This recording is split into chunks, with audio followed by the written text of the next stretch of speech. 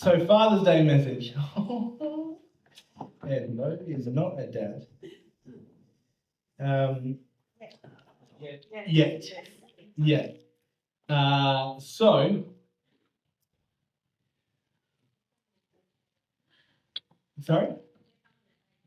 Yeah, that's it. When Dad asked me to preach on this day, I thought that he was giving himself a present by not having to preach on Father's Day.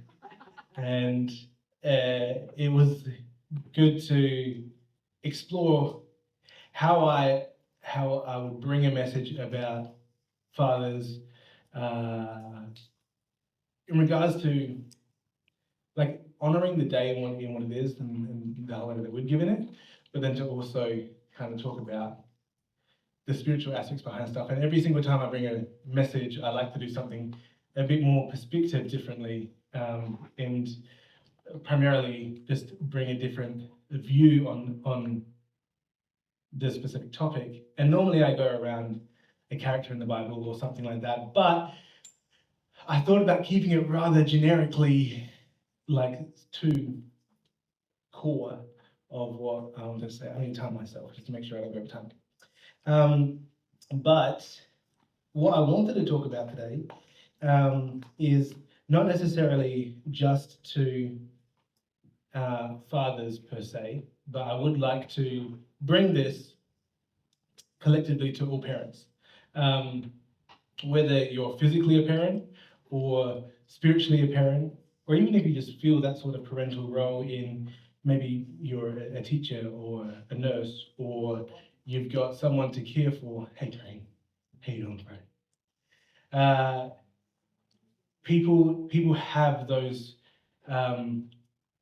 desires and those energies inside of them that are like, yeah, I feel motherly or fatherly to this specific person, especially in spiritual dynamics as well. If you've led someone to the Lord, or if you've mentored someone or discipled, then you become a spiritual parent to that person as well. So for me, I can't speak about physically being a father on Father's Day, but I can talk about being a spiritual parent to many guys and girls across the world who I've shared the gospel with, and they've become Christians, and then they've gone on to go do other things. And that discipleship process has been something that I really enjoyed and really loved, and been able to see how specifically the way in which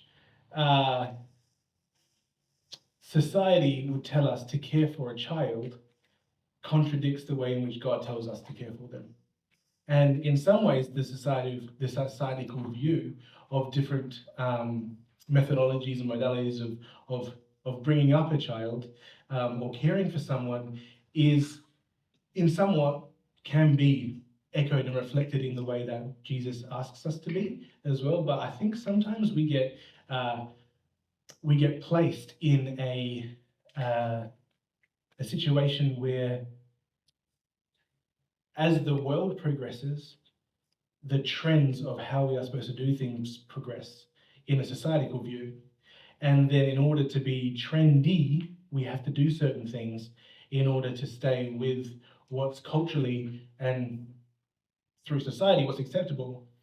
Sometimes it aligns with what God calls us to be doing as Christians and as leaders as well, and sometimes it goes against what that is. Sometimes it gets skewed, and that's what the enemy loves to do, is to take enough of scripture and enough of goodness and remove just the really important part in that. So when we're looking at something, it's like, oh yeah, cool, I want my kids to be like this, but so I'm gonna press really hard for that, but then I'll just leave this other bit out.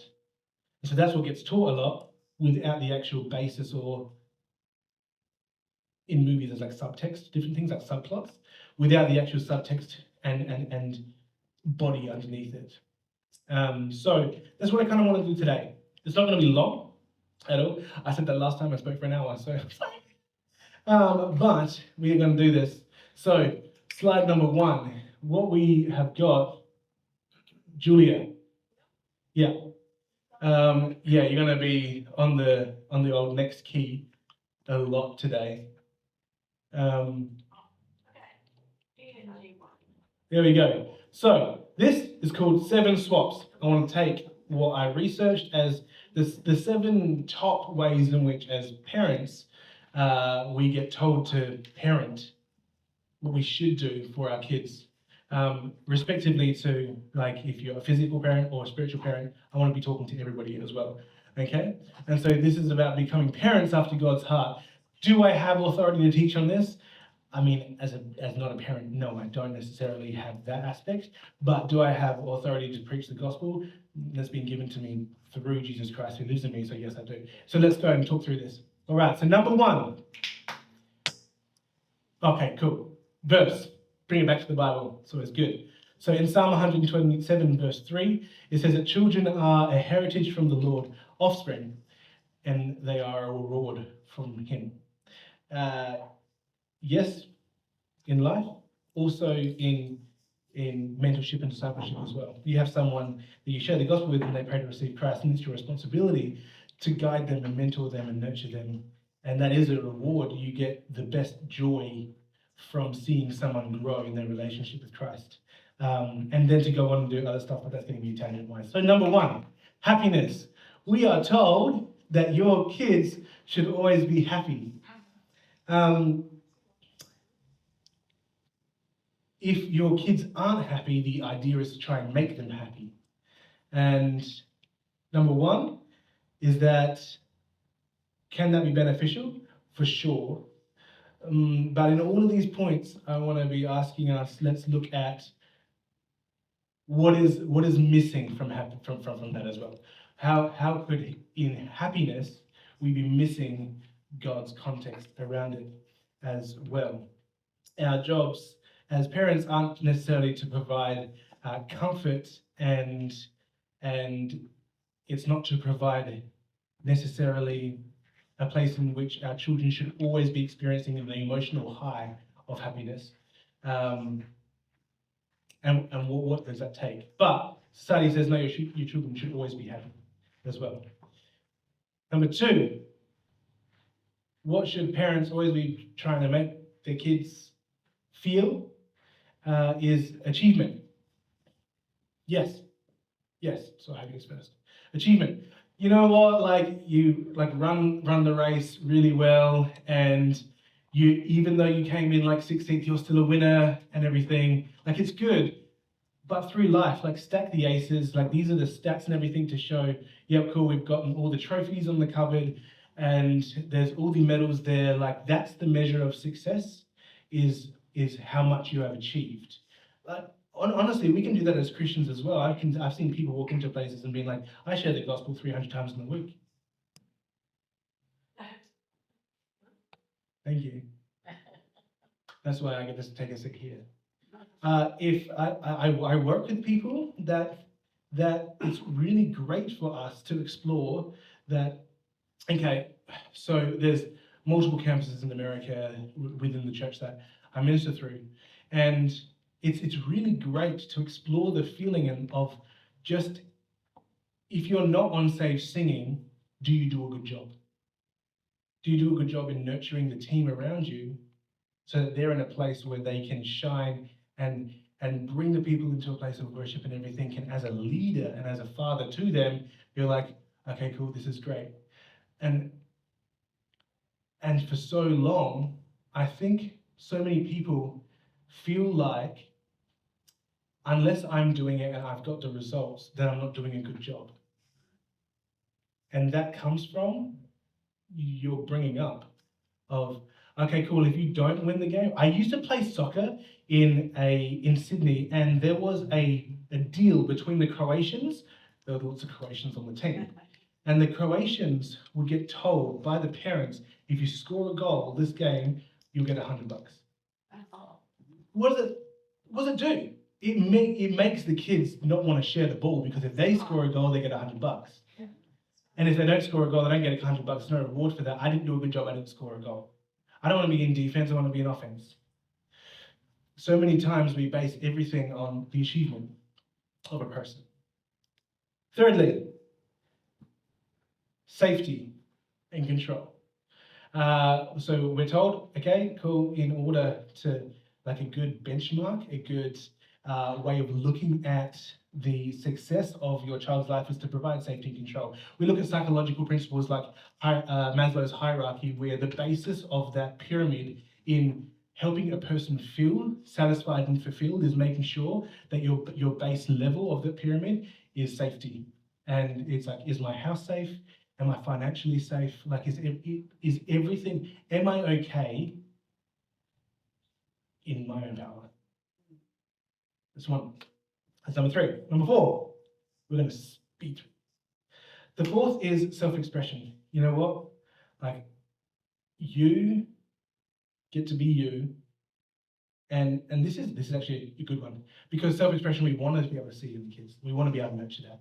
We want to be like, when I tell people, I don't want them to become mini Bows. I want them to become mini.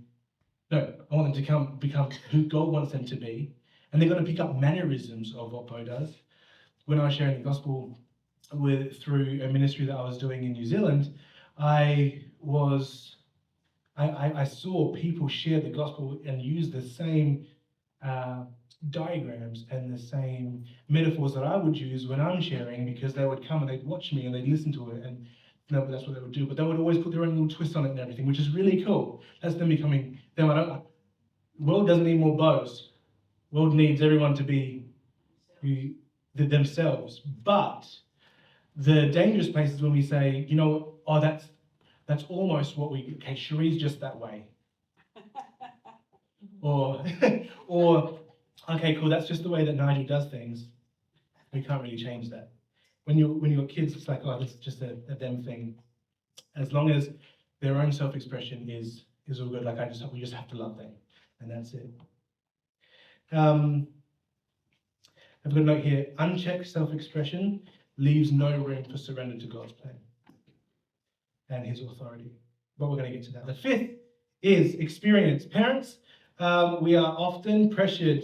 You got to understand. Okay, all right, don't even go into that.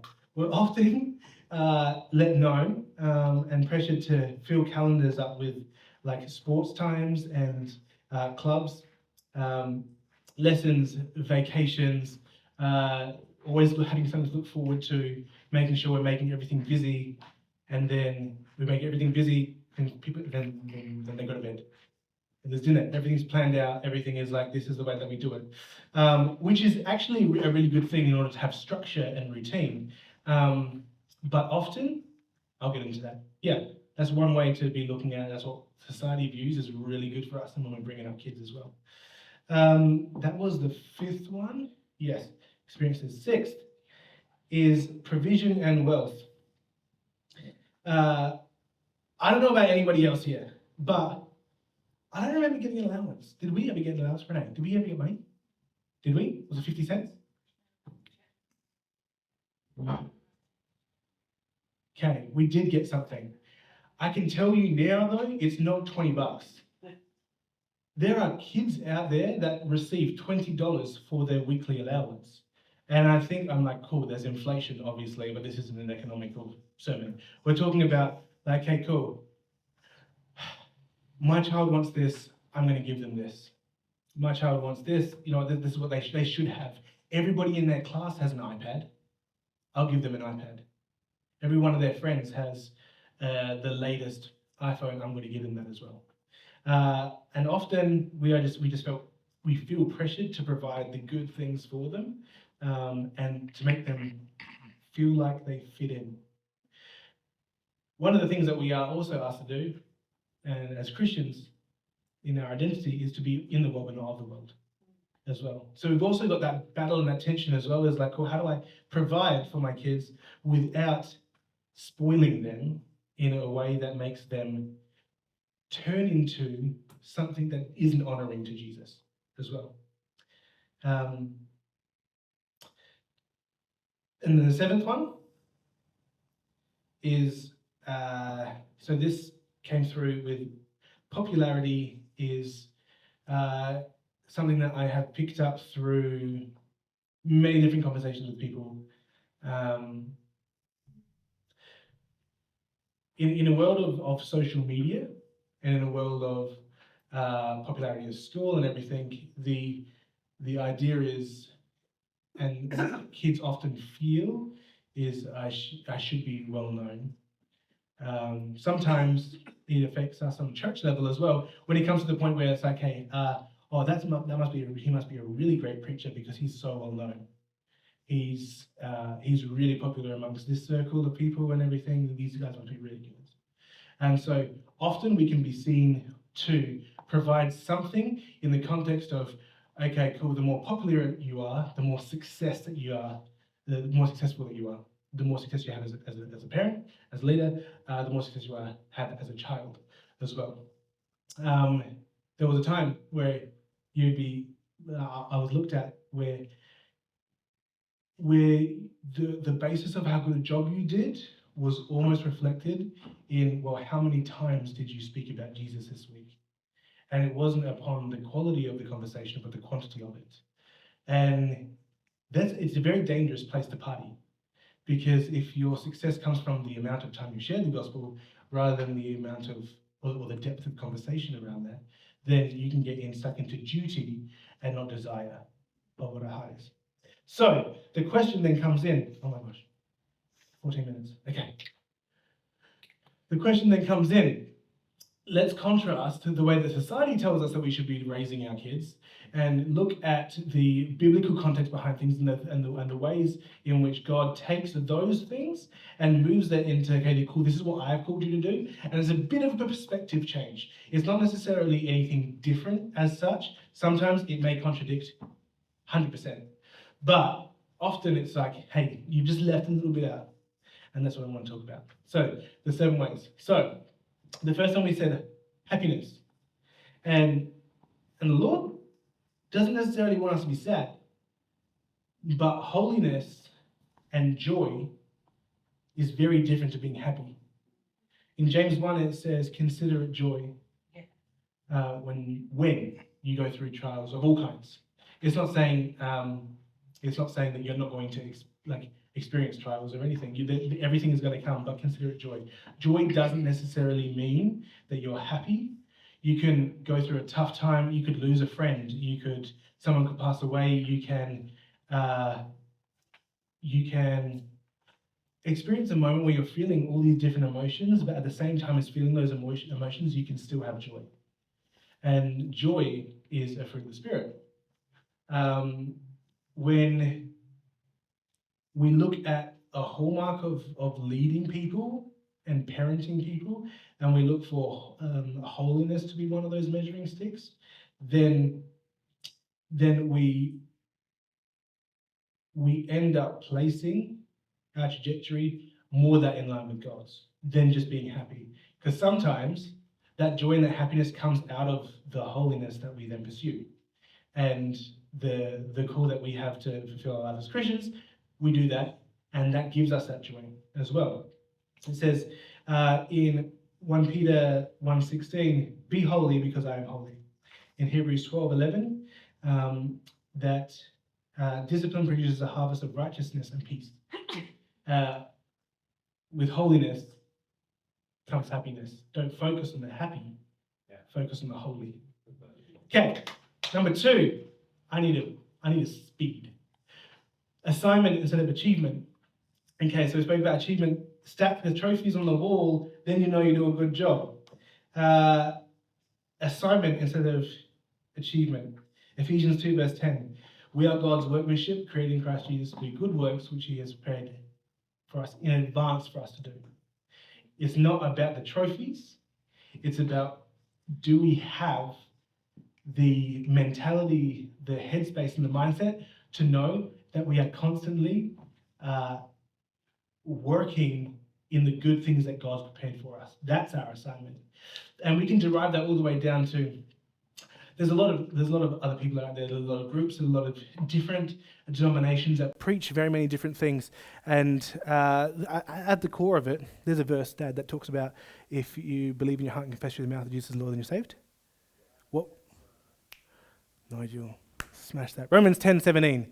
If you confess with your mouth and believe in your heart that Jesus is Lord, you'll be saved.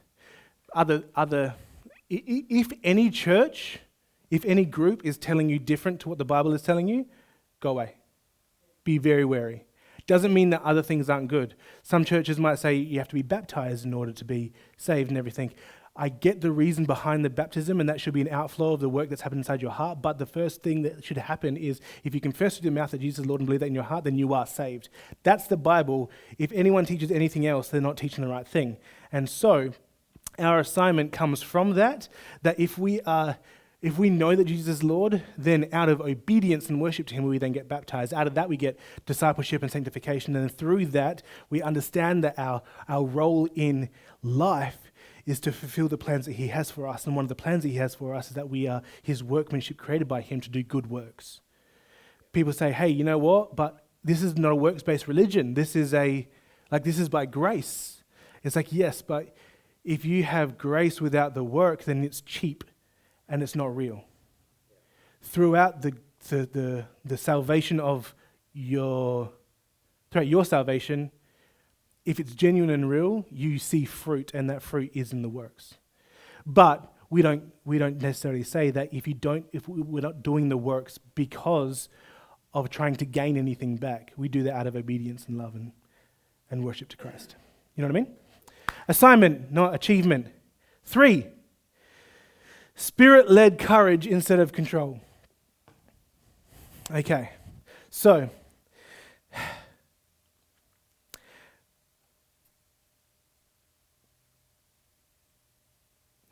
often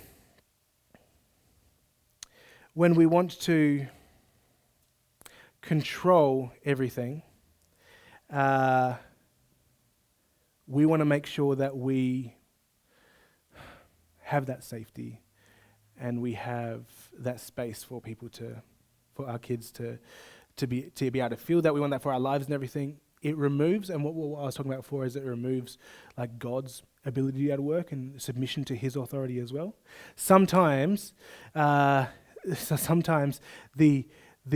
requirement of us is to actually not have control at all, but to give him the control back. The amount of times in this visa process that I've been like, I want to go already. And then Dad's just like, I think it's going to be here this time. And I'm like, I hope not. I was like, I'd love it to be so much sooner. But the really good thing to look at is that God's got a plan, and things go wrong when we start to add our caveats onto the side of his plan. And so we're like, okay, cool. This is the timing, but I could just help it out a little bit here, and things go wrong. Spirit-led courage. Being spirit-led, okay, I don't need to emphasize that. It's good. 4th, Christ formation instead of self-expression. Do we want to be telling our kids that they should be the people that God's called them to be 100%? Should we be supporting them in what they love to do 100%? They want to do karate. They don't want to do soccer. You know what? Do karate because you really want to do it. Try everything. Go do it this way. Go do it that way 100%. But in that, I'm not going to tell you that, hang on, I started that wrong. In that, I'm not going to shy away from correcting you if I need to. If you want to go do this and I know it's going to be wrong, then I'm going to tell you, no, we shouldn't be. If someone's like, okay, I want to go do this, this, and this, and this, I can be like, well, actually, I can let you know right now that, like, you may not want to go and do this. Not out of, it's my preference, but let's lead it back to the Bible. So when you've got kids as well, and eventually when I get to have kids, I get to look at, okay, cool, well, we are created in the image of Christ, in the image of God. And so in that, I'm also given the responsibility to protect what's the reward that's given to me as well. And so a child says to me, I want to go do this, this, and this. I want to play soccer, and then I want to go and I want to do music. But then there's also this like spiritual yoga class as well that I really want to go do. Okay, I'm going to go teach them about the dangers of going into a space where you surrender and get yourself entranced in like that sort of emotional state before going and doing things. Not saying don't go do yoga. I'm just saying be aware of what this is. When they're kids and they're so easily influenced by what's on the screen and what's on the games and everything, that's exactly the same as a child, as a person that you've just shared the gospel with. They've just become a Christian. They are treated as an infant. And so I've seen so many people become Christians, and then all these questions start coming up. Oh, but this person, I told them I became a Christian, but they said that I don't speak in tongues, so I'm not a Christian anymore. I've become a Christian, and the person across the hall from me, I told them that I become a Christian, so I'm going to go to their church, and it's a church of Latter-day Saints. And it's not that it's bad, or I'm not knocking anything else, but I do have a responsibility as a spiritual parent to that person to say, hey, and it could just be, oh, I want to read this version of the Bible, not this version. I'm like, pick your battles. Sure. Let's not, do I like the Passion Translation? Do I like this translation over here? Do I prefer Holman Christian Standard? Do I prefer NIV? But I'm like, the question isn't, oh, you're reading the wrong translation.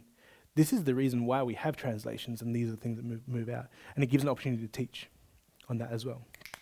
Cool?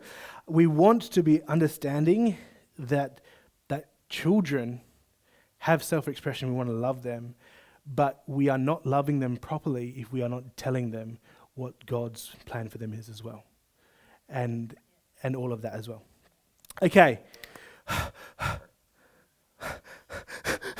I'm running out of time. Number 5. Am I up to 5? The 5th. Presents instead of programs. I do not have kids at the moment, and so I'm only talking from what I've read and what I've witnessed in my sisters' lives and my friends' lives and everything.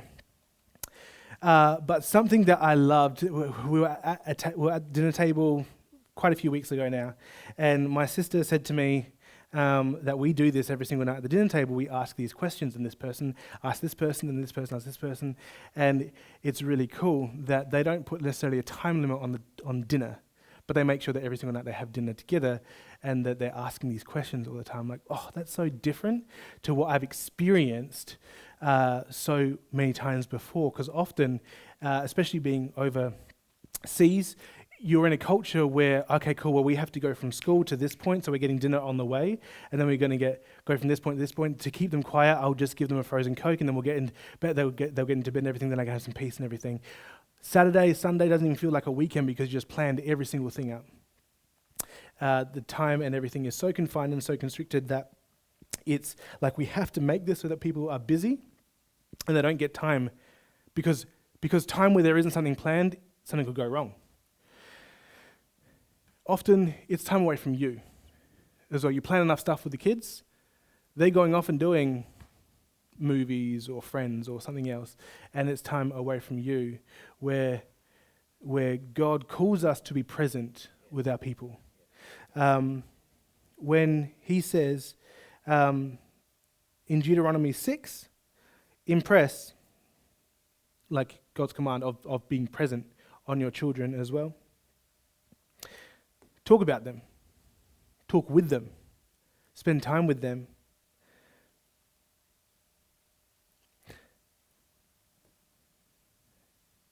The most powerful modality and instrument when it comes to discipleship is time and relationship. So when you I think I've spoken about this before, how it's super. I think I might have said, oh, this person's my best friend. I think it was last time I spoke, this person's my best friend. I don't know anything about him, but they're my best friend. No, they're not your best friend. But the people that are your best friend, the people that your kids, they know so much about you or makes you happy. They know without speaking when you're upset. They can tell all these different things because of the amount of time that you take with them. Just being present with them, talking with them, rather than just filling all their time up with other nonsense. Bad choice of words. Filling their time up with all these other things. Some of it isn't nonsense. Some of it is. God calls us to presence instead of programs. Sixth. The sixth is imparting our children with the idea that we should be blessing and generous rather than having everything provided for us.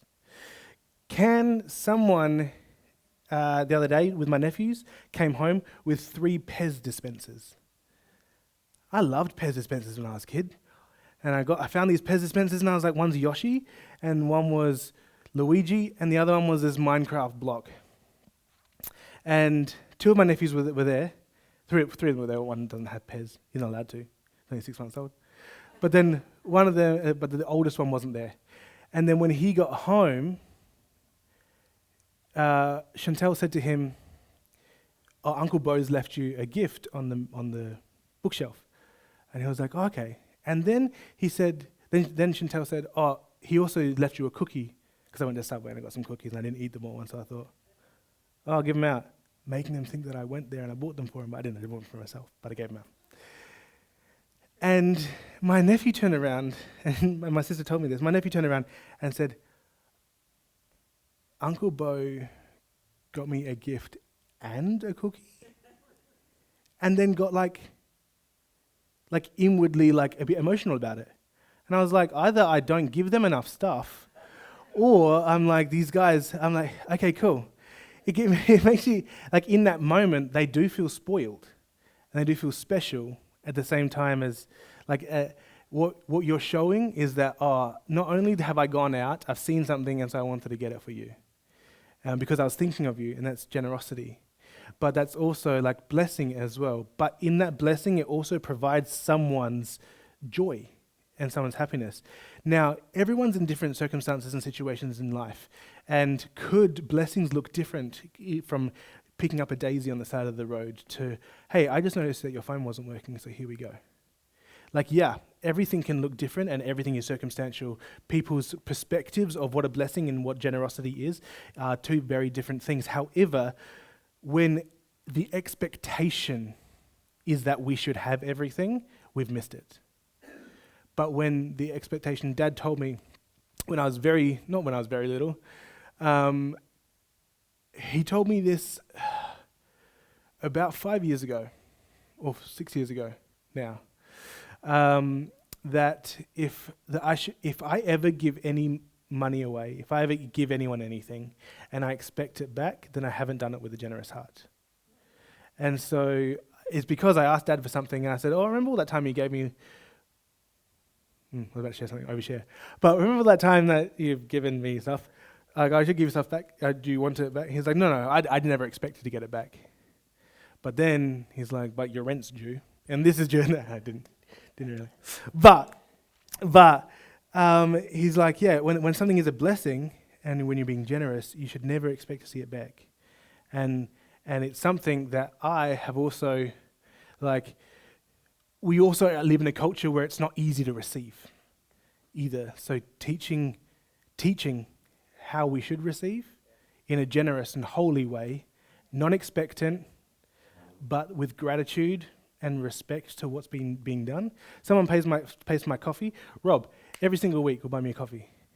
Do I turn around and say, when Rob doesn't buy me a coffee, like today? I'm kidding. No, but when he turns around and doesn't buy me coffee, am I turning around like, "Oh, he doesn't love me anymore"? No. When he does buy me a coffee, I turn around like, "Thank you so much for this." Thank you that... And he can turn around and then give gratitude back to Jesus. "Thank you for giving me a job that I can get the money to be able to pay for a coffee to bless somebody else." Okay. 7th, last one, is instead of popularity, pursuing purpose. Now, purpose is a really hard thing to come by because we don't always understand what our purpose is. At the end of the day, people can confuse purpose with assignment as well. Of this is what I'm told to do, this is what my purpose is. As Christians, we can be confused in our purpose as well, and we can be confused in what God's actually called us to, because I've given so many things today about what God's called us to. However, our purpose in life is to, how do I say this without contradicting every single thing I've said? But it feeds into it, but our purpose before Christ And after Christ, that moment of salvation is to worship him. That's our only purpose. Everything that comes out of our lives in any form of action, any form of belief, any sort of discipleship, any sort of evangelism, any physical singing, praise and worship, any duty, any action, any work that we do comes out of worship and obedience. And so that's our main purpose, is to worship him. Our purpose is to make him famous, is to make him well known, is to make him popular, not for us to be. Do some people gain that popularity and use that? Yeah, that can totally happen. I'm not saying that popularity isn't something that someone should search for, and people can find themselves in popular situations, but then use that for the glory of God. Use that for his greatness and benefit and glory and fame. Scripture's full of examples. Oh, hang on. Oh, yeah, not that one yet. Not that one yet. Yeah. I wish we could go to black screen. That'd be great. But it's okay. It's a good sign. We're going to be wrapping up soon. But we got scripture that shows us a whole lot of different things about parents in the Bible. And the reason why I didn't want to just talk about just fathers today is because it could be a sensitive topic. There could be single mums. There could be widows. There could be very many different people here. And so Father's Day could be a pain topic. And so that's why I wanted to talk about parents. Because whether it's Father's Day or Mother's Day, I think parents all the time should be honored. And whether it's whether that father figure is present or missing, we do have a father that we can then look to as well. That gives us everything that person tried to do and so much more. My dad has provided for me in more ways than I can count. However, his effort is nothing compared to what God is and what he provides in my life. Now, am I thankful for that? And I would never, of course, and I'm never going to take that advantage of that. And he's taught me so many things in my life. There you go, Dad, talk about you a little bit. And I'm never going to take advantage of that. And it's always a lesson for me in how I will be living my life out. However, my benchmark of where I live in regards to being a fatherly figure in my life is set by Jesus with references to the godly men in my life. One of those is my dad. I've got very many people who I admire their walk, and they can have that mentorship type of place in my life. But we see Abraham and Isaac. Why are you smiling? we got Abraham and Isaac.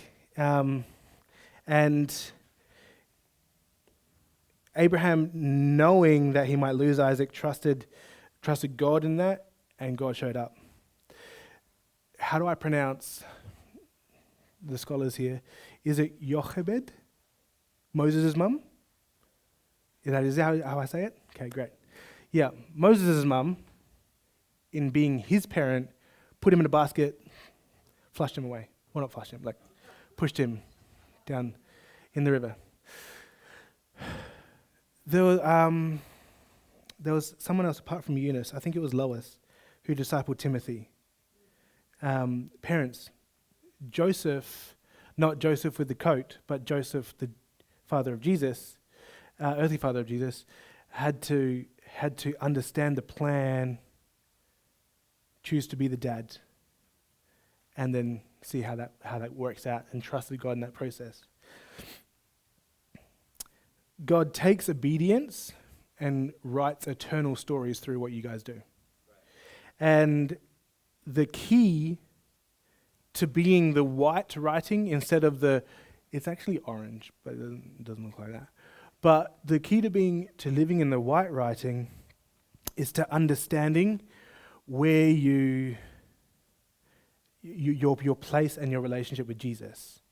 Because it's all good for me to dictate to you, this is what you should do, and this is how you should, and if you do all these things right, then this is what you'll gain. And that's not necessarily the right thing either, because that just comes back to a works-based thing. which isn't it. But I want to do something. Damon, can you come up here? As he yawns. But I want to show you guys something. It was really weird, and I tried it out on my dad and Sasha earlier this week just to make sure that it works before I tried it out.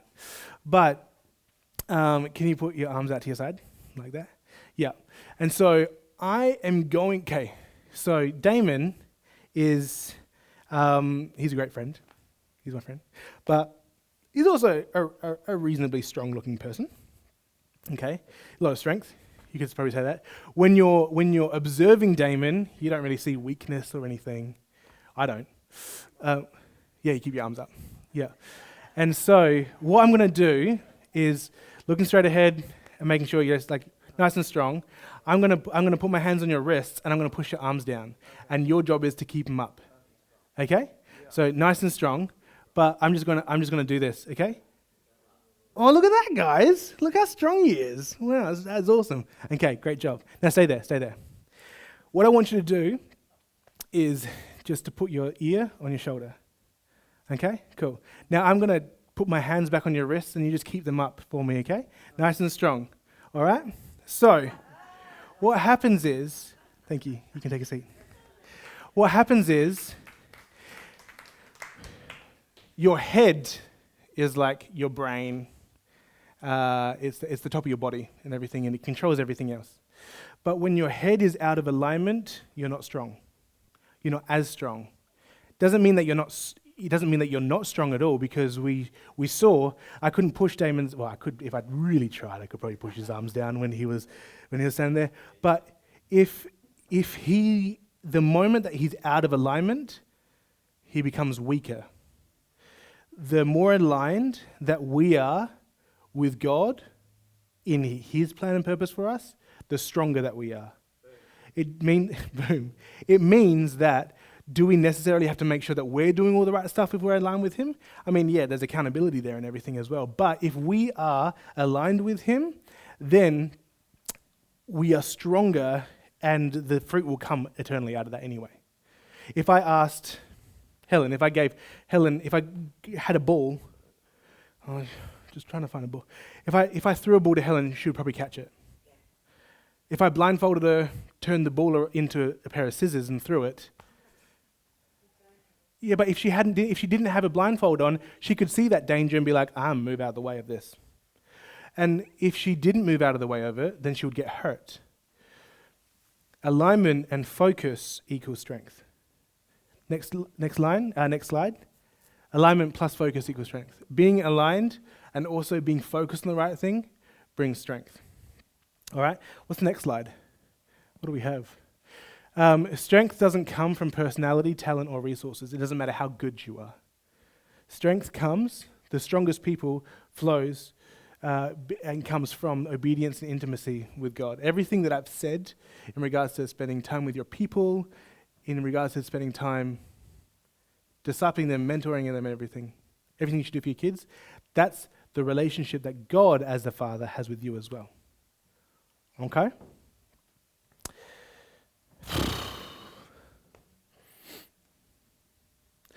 God is a parent to the parentless. He restores what's lost. All of us should feel inadequate, and in that inadequacy, we lean on God's hands. That's all I got for you. Cool? I think that... Oh yeah, I always do this. If there's one thing to take away from today, alignment above all. Okay? There's lots of slides and everything. You could have taken down notes. If there's one thing that you walk away with at the end of this, remember, alignment above all. Being in alignment with Christ, in alignment with God. And as to be the best parents that we can be, alignment above all. Okay.